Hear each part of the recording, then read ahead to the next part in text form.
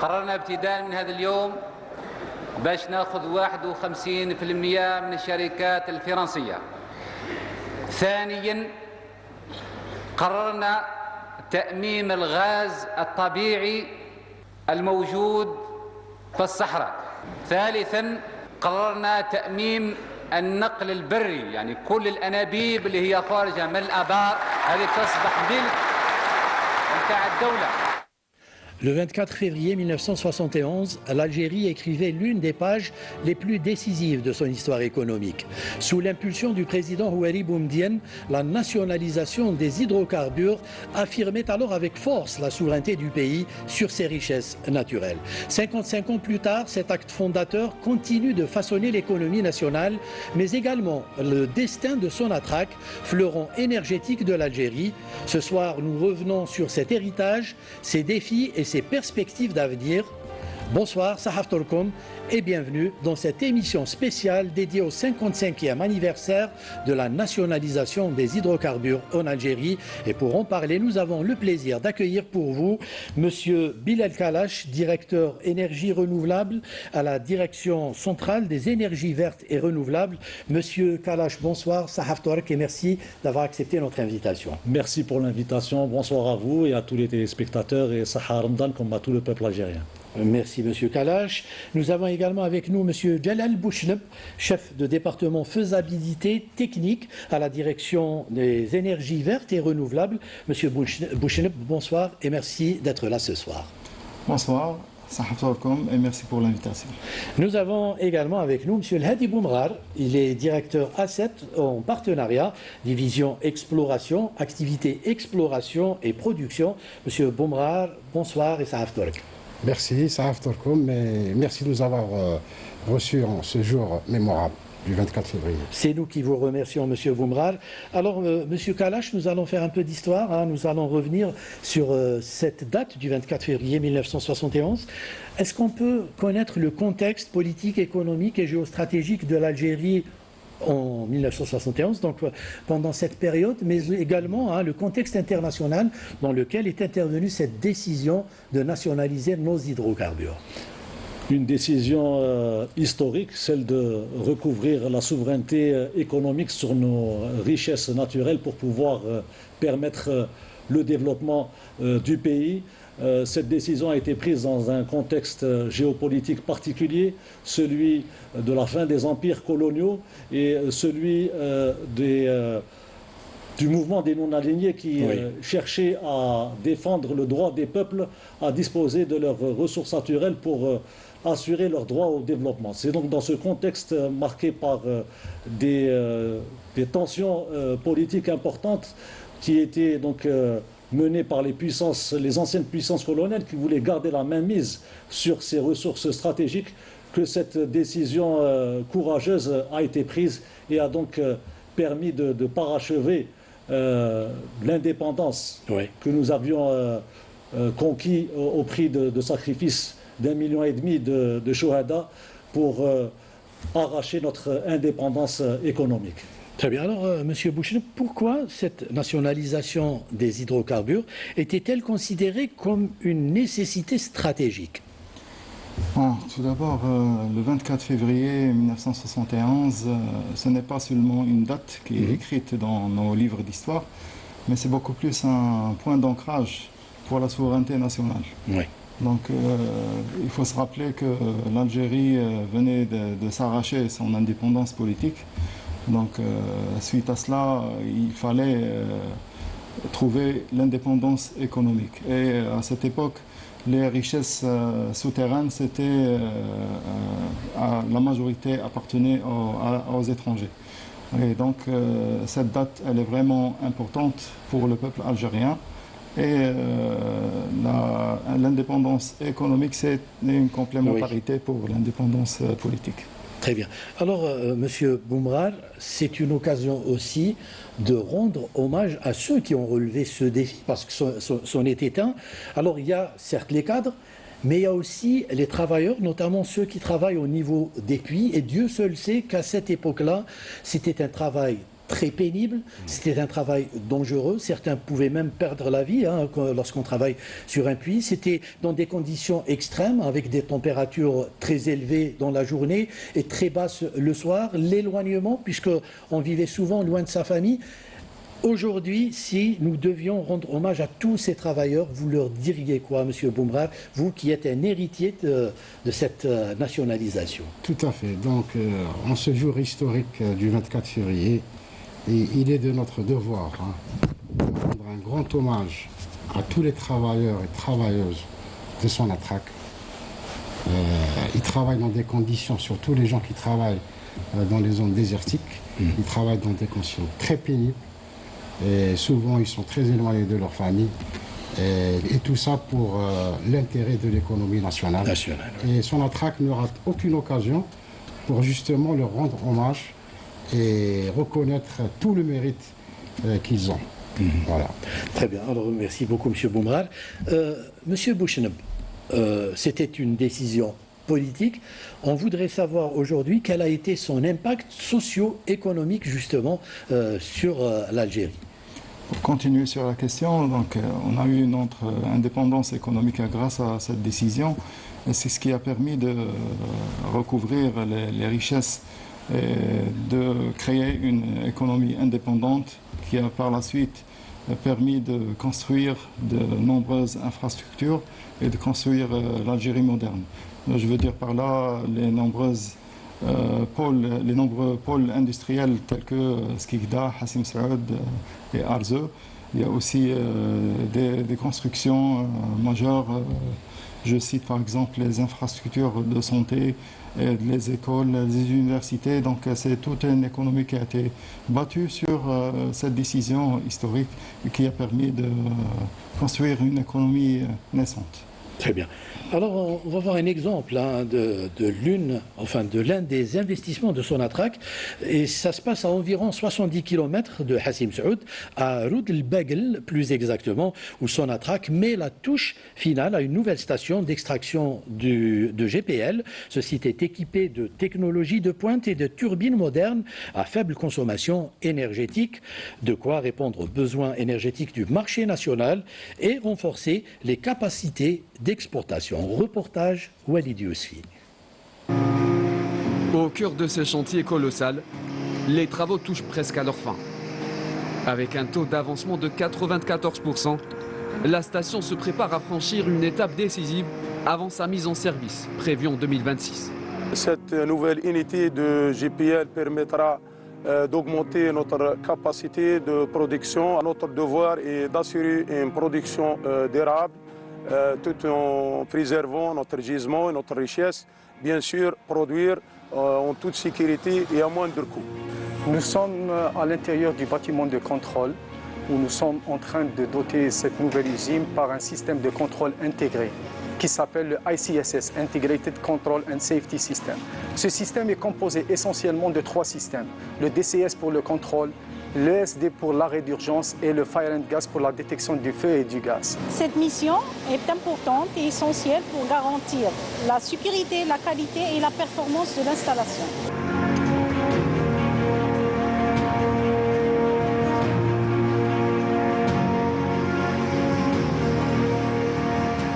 Avec un taux d'extraction de GPL estimé à 75%, cette unité traite chaque jour près de 10 millions de mètres cubes de gaz associés, valorisés pour répondre aux besoins énergétiques du pays et renforcer les capacités d'exportation.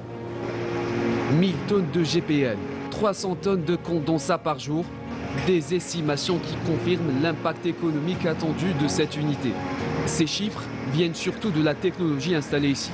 Ces cheminées, par exemple, sont reliés à des turbines modernes, conçues pour consommer moins de carburant tout en offrant un rendement élevé. On a ici 3 turbocompresseurs. Ces turbines à gaz sont dotées de la dernière technologie et d'une unité de récupération des gaz brûlés. On chauffe des huiles par cette chaleur récupérée et on les réutilise par la suite dans le process. Cela nous permet de réduire les coûts et de la consommation de fuel gaz. Le biogaz qui est donc le carburant utilisé pour alimenter ces turbines. Exactement. Au-delà des performances techniques, cette infrastructure représente également un levier de développement industriel. avec un transfert de savoir-faire et la mobilisation d'ingénieurs et de techniciens hautement qualifiés. Notre valeur ajoutée est surtout la technologie et l'expérience que nous apportons à notre partenaire Sonatrach. C'est un site important avec un équipement dernier cri, efficace et efficient.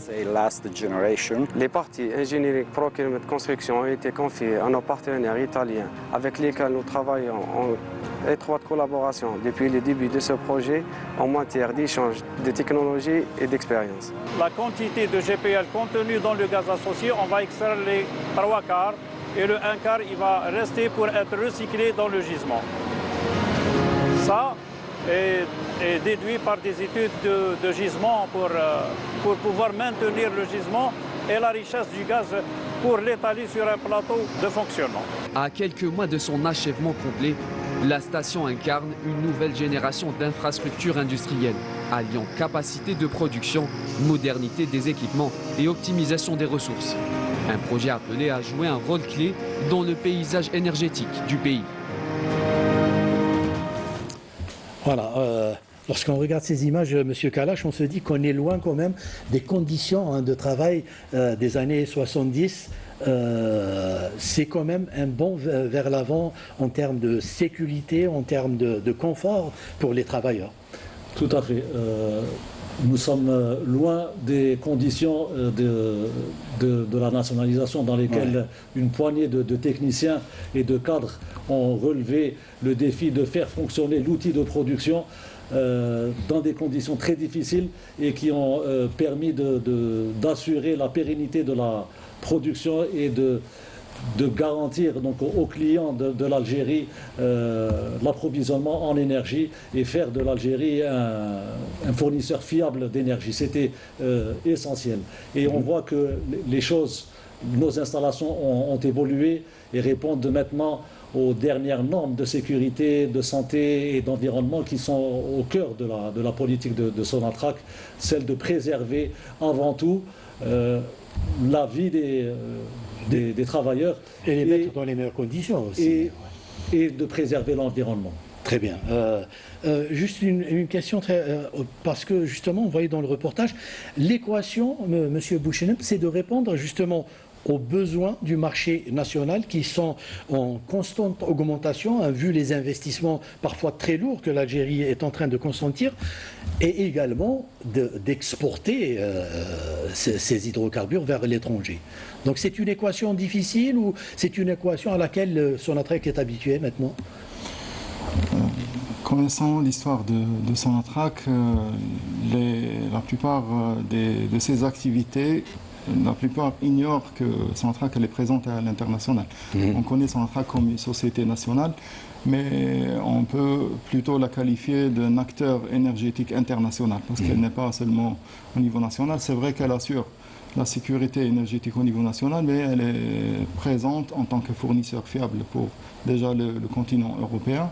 Elle est présente à travers 2 grands gazoducs, le Transmed et le Medgaz, vers l'Espagne et l'Italie. Et il y a plusieurs autres pays dans lesquels active Sonatrach dans plusieurs autres domaines tels que la cogénération, la pétrochimie, la regasification. Et il y a aussi le continent africain sur lequel elle est vraiment présente. Je cite par exemple la Libye, le Mali, on le va y Niger. arriver, par rapport à la dimension internationale, on va y arriver, M. Bouchenem. Je voulais juste dire, est-ce qu'on arrive quand même à satisfaire cette demande nationale, puisqu'elle est en constante croissance, et également pouvoir exporter. C'est une équation maintenant facile pour Sonatrach, j'ai envie de dire. Par rapport à cela, justement, la croissance du gaz naturel, elle est de mise. Donc le gaz naturel, il est sollicité par plusieurs secteurs d'activité. Donc on trouve le gaz naturel pour la génération d'électricité, pour le secteur résidentiel, pour le secteur tertiaire, et il y a même le gaz naturel comprimé pour le transport. Donc il y a beaucoup de pression sur le gaz naturel et on doit assurer des rentrées en devises de la rente à partir du gaz naturel aussi. Très bien, alors on a parlé du passé, M. Bombrard, j'ai envie de parler du présent. L'année 2025 qui vient de s'écouler, c'est pas loin, a été, je dirais, une bonne année pour Sonatrach. quels ont été les nouveaux gisements découverts par Sonatrach, aussi bien dans le domaine du pétrole et du gaz, et dans quelles régions ont-elles été faites ces découvertes? Alors, en effet, en 2025, on a réalisé plusieurs découvertes.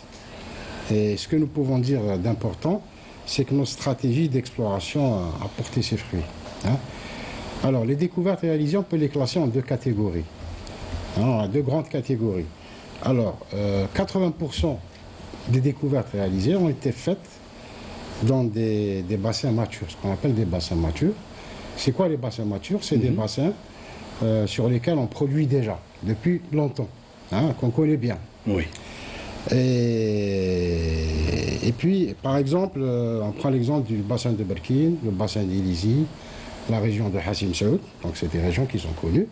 Mais tout de même, grâce à l'utilisation de technologies beaucoup plus avancées et de l'expertise, on arrive quand même à découvrir d'importantes quantités, que ce soit de gaz ou de pétrole. Hein.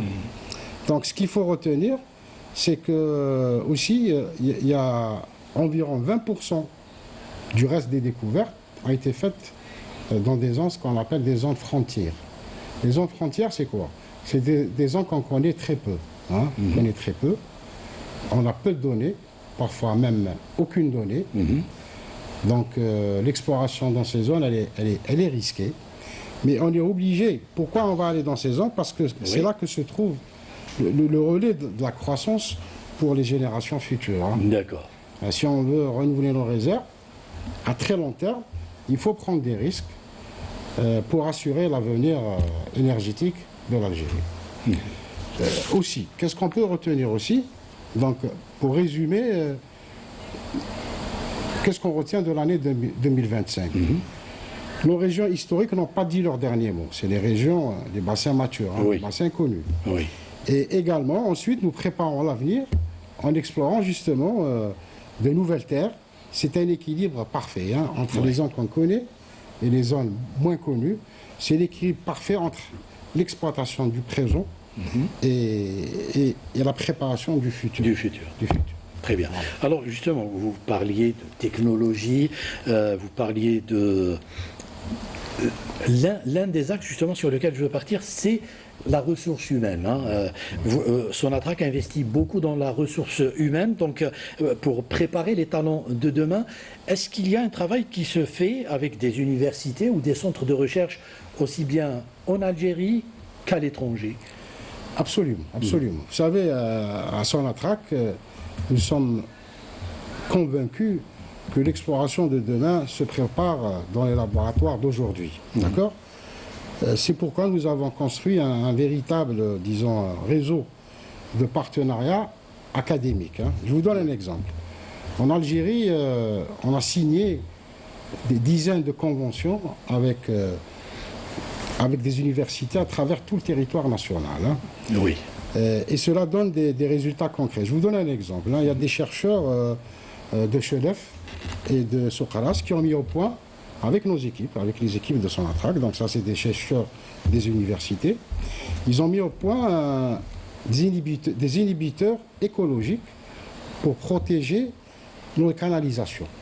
Alors ces produits, comment ils ont été fabriqués? Ça c'est juste pour vous donner un exemple concret. Oui. Hein. Oui. Il y a des dizaines d'exemples. Hein. Oui. Alors ces produits sont fabriqués à partir de plantes du Sud. Déjà, vous voyez, c'est fabriqué à partir d'un matériel qui existe chez nous. Hein. Local, oui.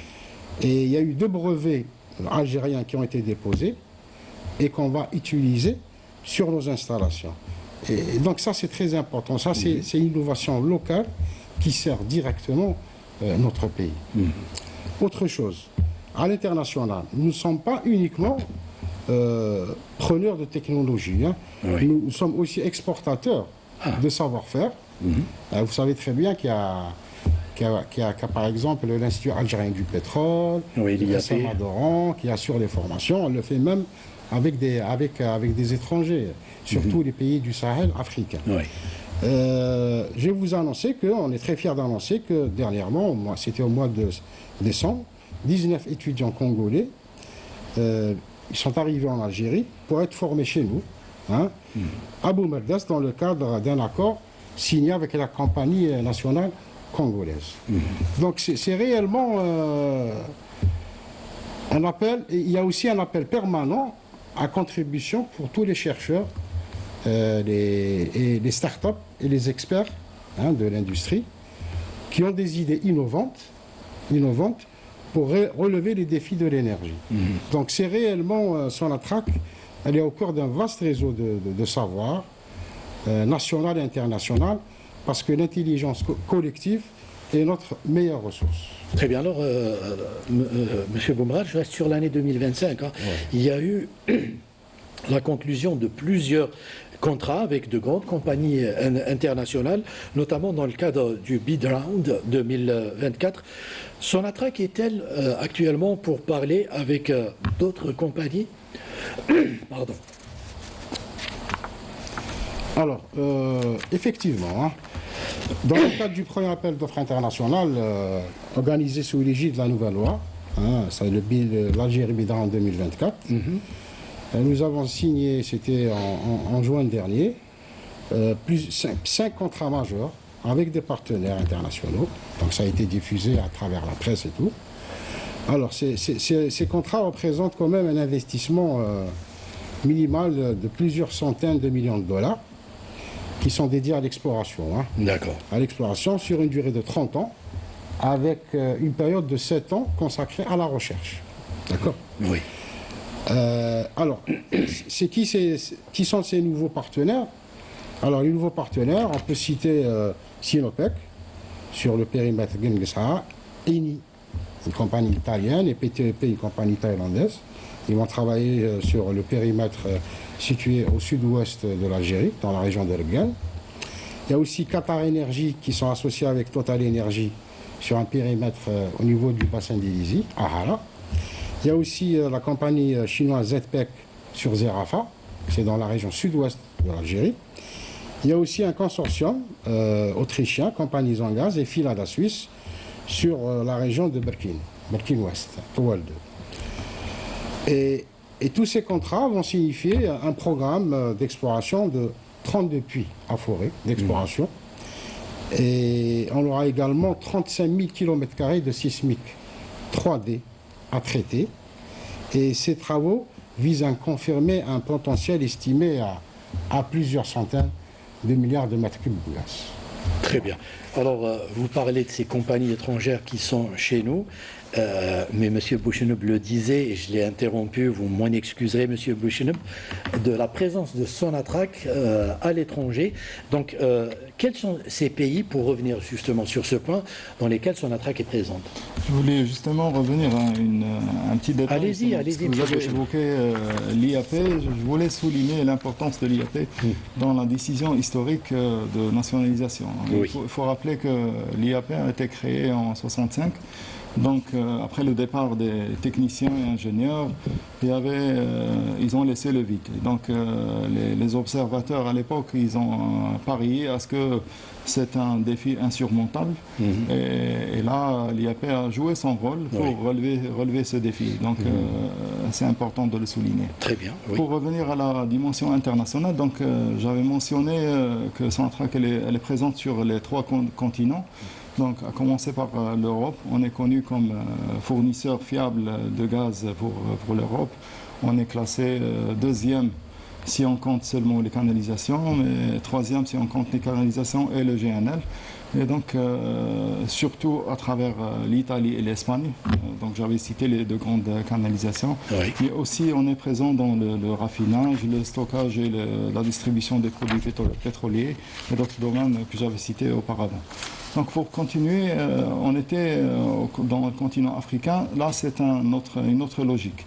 C'est beaucoup plus dans l'exploration et le développement des gisements pétroliers. Donc on est présent en Libye, au Mali, au Niger, et on est aussi présent dans l'offshore tunisien. Et il y a aussi une présence dans l'Amérique du Sud, à travers le grand gisement du Pérou, Camisea. Et on a une participation stratégique de 10%. Donc, pour résumer, Sonatrach, ce n'est pas seulement une société nationale, mais c'est un acteur énergétique international.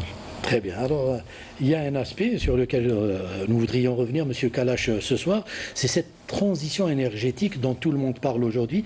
Quelle est la place du gaz algérien, justement, dans cette transition énergétique à l'échelle mondiale? Je voudrais, si vous le permettez, revenir à Sonatrach, la position de Sonatrach à l'international et évoquer le projet phare TSGP dans lequel Sonatrach va s'engager. Un projet, juste après le mois de Ramadan, Inch'Allah. Juste après le mois de Ramadan, Inch'Allah, comme vous dites. Un projet d'envergure, un projet structurant qui va acter la politique étrangère de l'Algérie comme pour apporter le développement à la région, pour désenclaver toutes ces zones et agir comme un élément de stabilité et d'intégration économique de la région. Donc un projet historique qui a été relancé sous l'impulsion de Monsieur le Président de la République et qui va donc permettre à Sonatrach d'occuper une place encore plus importante à l'échelle régionale, qui va permettre un essor sans précédent à la région dont nous pouvons être fiers. Très bien. Donc Sonatrach, un acteur majeur énergétique sur la scène internationale. Pour revenir à votre question sur le gaz est au centre de toutes les attentions. Oui. C'est l'énergie de la transition énergétique par excellence. Oui. Pourquoi? Parce que c'est l'énergie la plus propre, l'énergie la fossile, la plus propre, qui peut donc se substituer au charbon, qui est le principal élément polluant de l'environnement. Oui. Pour rappeler un chiffre, le charbon occupe toujours pratiquement 25% de la production mondiale d'énergie qui revient au charbon, avec 23% pour le gaz. Et donc le gaz a une marge de progression très importante comme pilier de la transition énergétique, et qui permettra donc de réduire sensiblement les émissions de gaz à effet de serre. Et c'est en ce sens que la demande de gaz à travers le monde est en constante croissance. Essentiellement, il y a une demande qui vient de surgir, c'est celle des data centers, qui sont très demandeurs en énergie et qui favorisent le gaz comme étant l'énergie la plus propre, en combinaison avec le solaire. Et donc, le tandem gaz naturel et énergie renouvelable sont les deux leviers ou les deux moteurs de la transition énergétique à l'échelle mondiale. Et c'est en ce sens que l'Algérie, comme étant un acteur majeur de la scène énergétique sur les marchés gaziers, jouera donc un rôle majeur dans la transition énergétique. Très bien. Alors, Monsieur Bouchenoub, comment Sonatrach s'adapte-t-elle justement aux exigences climatiques mondiales? Quels sont les défis environnementaux et les défis technologiques auxquels est confronté justement Sonatrach aujourd'hui? Justement, Sonatrach, elle est consciente des défis environnementaux. Ça fait 2 ans de ça, elle a publié sa stratégie climat, et la stratégie climat a plusieurs axes. Entre autres, la réduction des torchages du routine. Elle a adhéré à l'initiative internationale de la Banque mondiale, Zero Routine Gas Flaring. Et il y a d'autres initiatives à l'image de la réduction des émissions fugitives du méthane. Et il y a aussi un grand projet de plantation d'arbres, de boisement, qui dépasse les 400 millions d'arbres qui vont être implantés sur les 10 prochaines années. Et aussi, il ne faut pas oublier la base de tout ça, qui est l'efficacité énergétique. Sonatrach dispose déjà d'une convention avec l'Agence nationale d'efficacité énergétique, l'APRU. Et donc, à travers cette convention, il y a formation des auditeurs, il y a des actions de réduction, plutôt de rationalisation de la consommation de l'énergie.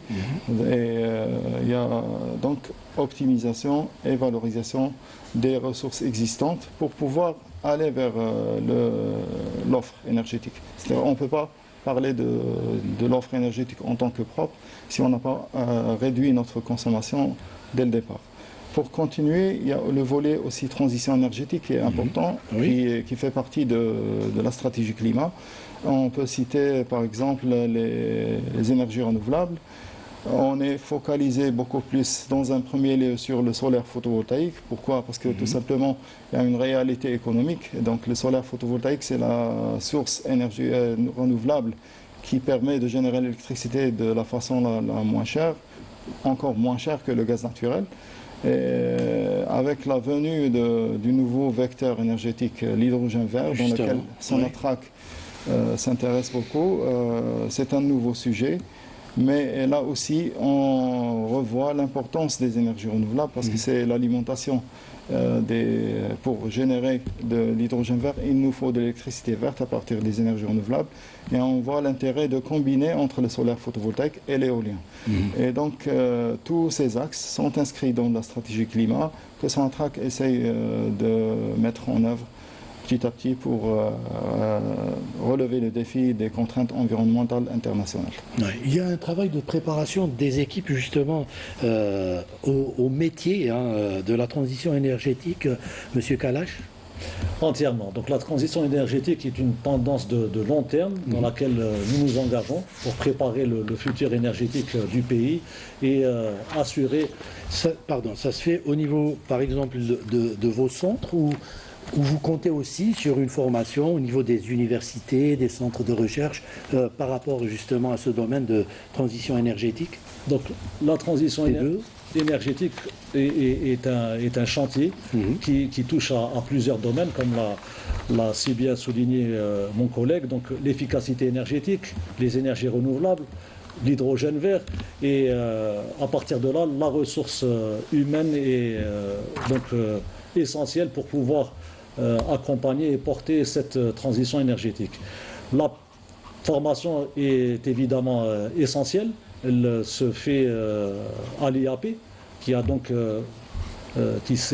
nous accompagne dans la transition énergétique. Elle se fait évidemment au niveau des universités qui ont donc suivi les annonces de stratégie nationale de l'hydrogène vert, les annonces du programme national des énergies renouvelables. Et donc il y a toute une offre conséquente et diversifiée dans la formation sur les énergies renouvelables. Il y a des masters en énergie renouvelable, des masters en hydrogène vert. Donc nous saluons l'effort de la communauté universitaire qui s'inscrit dans la politique de l'État.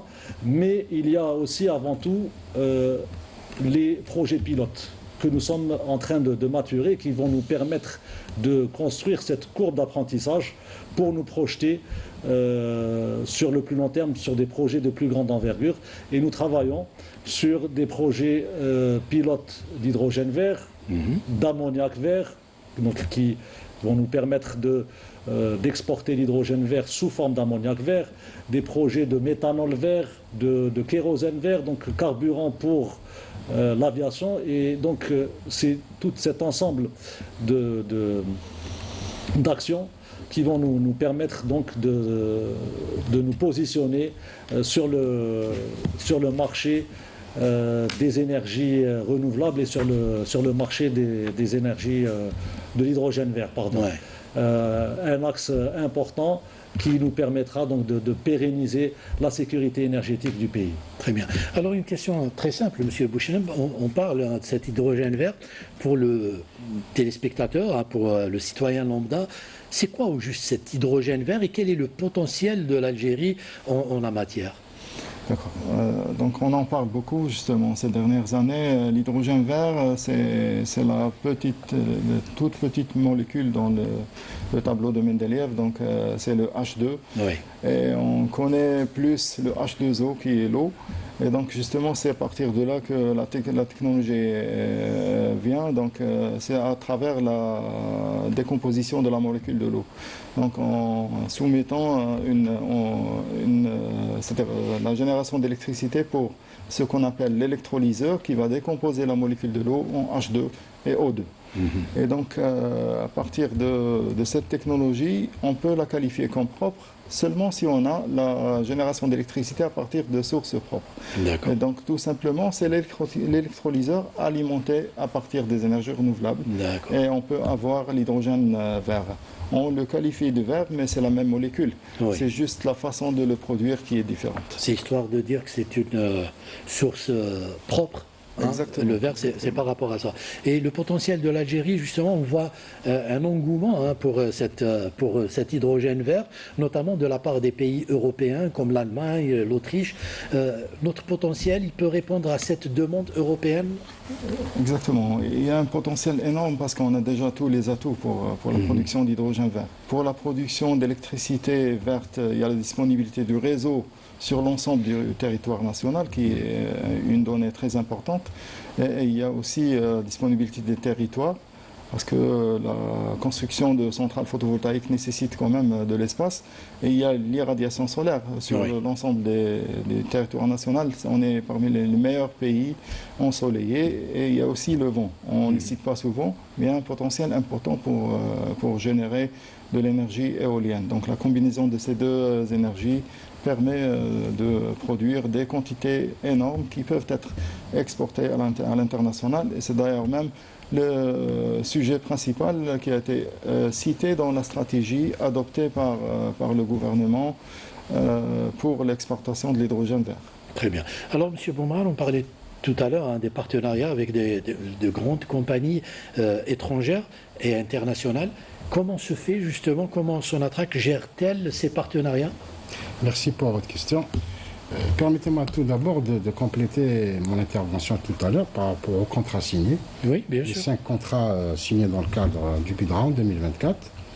Il faut savoir aussi que dans le cadre des négociations directes entre Sonatrach et les compagnies étrangères, 3 contrats ont été signés avec de grandes compagnies.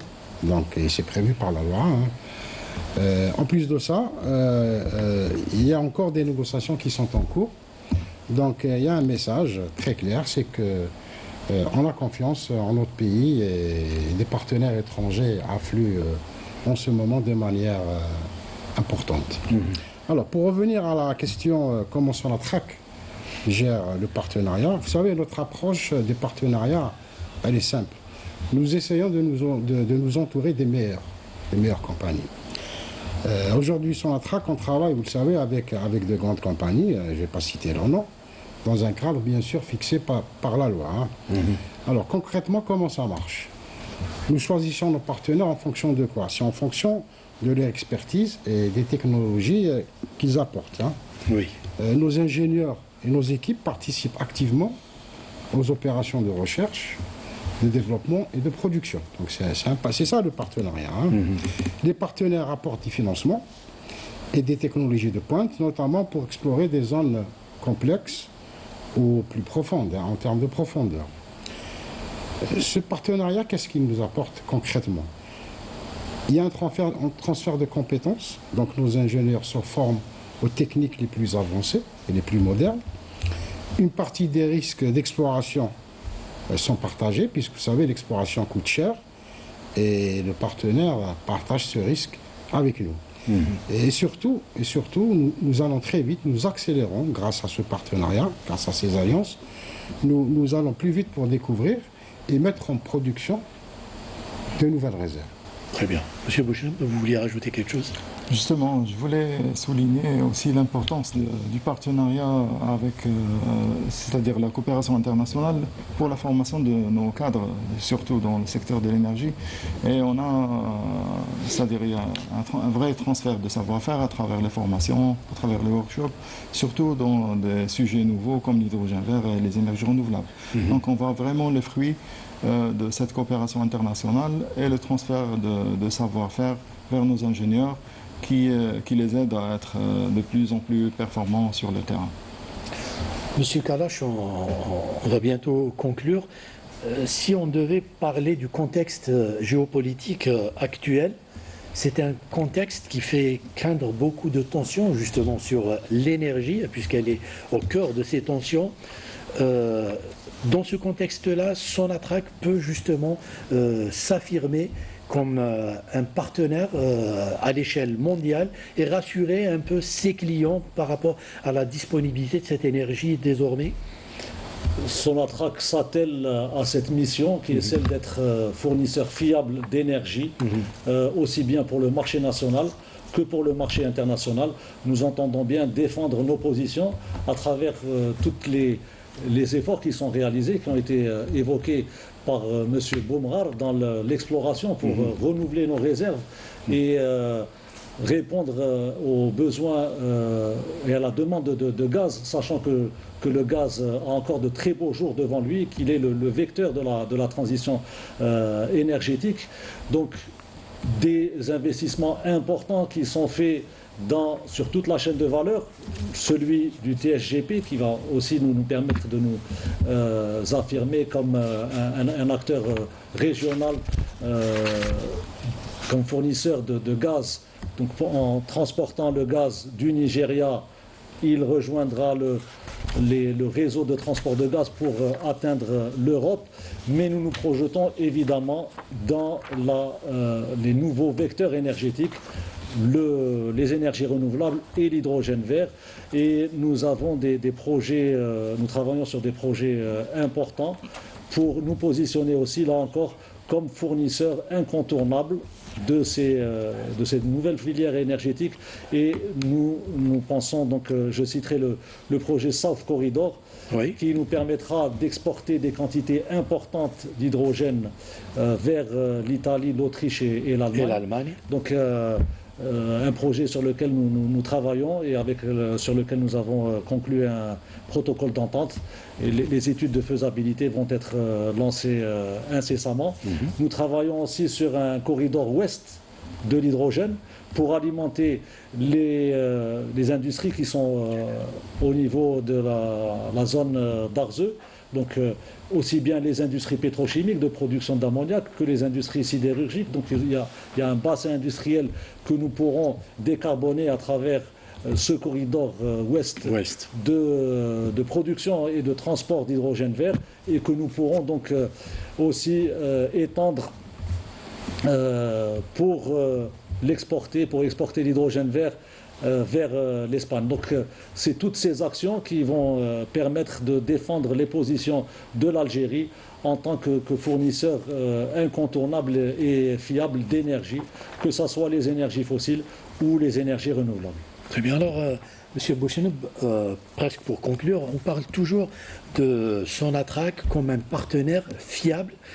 Quelle est la force de Sonatrach? Ses ressources naturelles, ou c'est plutôt sa ressource humaine, parce qu'elle a toujours su investir justement dans la ressource humaine?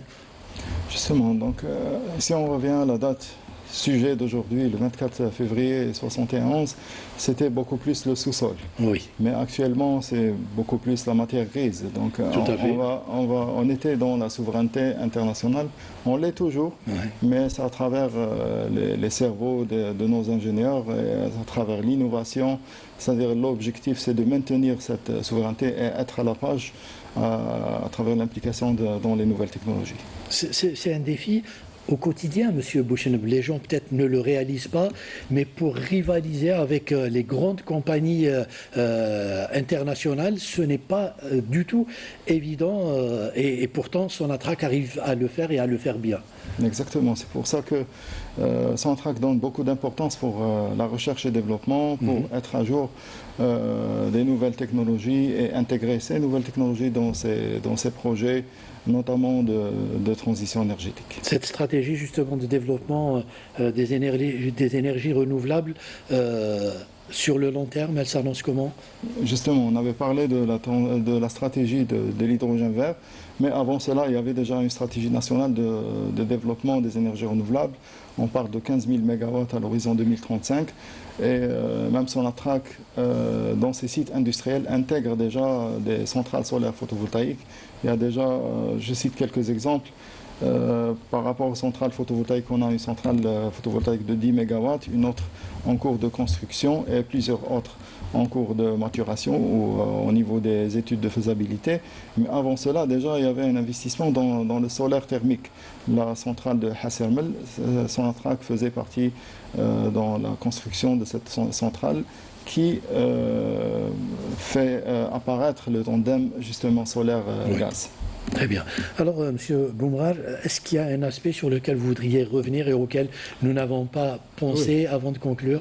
Vous venez de parler justement par rapport à la matière grise. Oui. Vous savez, le pétrole, c'est des idées. Tout à fait. Par exemple, il y a certains pays, ils ont la matière grise, ils ont l'expertise, ils n'ont pas de richesse dans le sous-sol. Mais leur savoir-faire, leur expertise, elle va chercher les réserves à l'international. Toutes ces compagnies-là qui sont à l'international, chez eux, il n'y a pas. Oui. Les grandes compagnies, je ne vais pas citer les noms. Donc, c'est très important, la ressource humaine, l'expertise, ça, c'est très important. Très bien. Alors, nous avions commencé par une petite parenthèse histoire.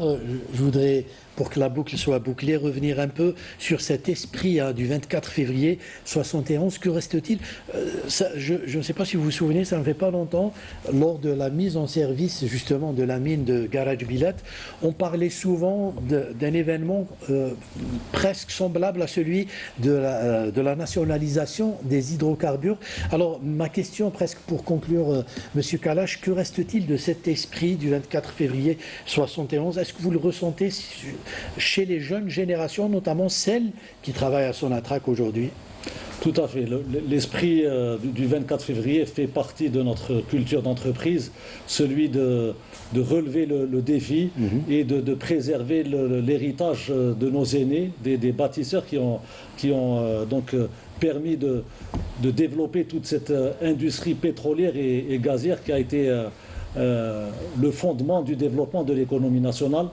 Et nous sommes donc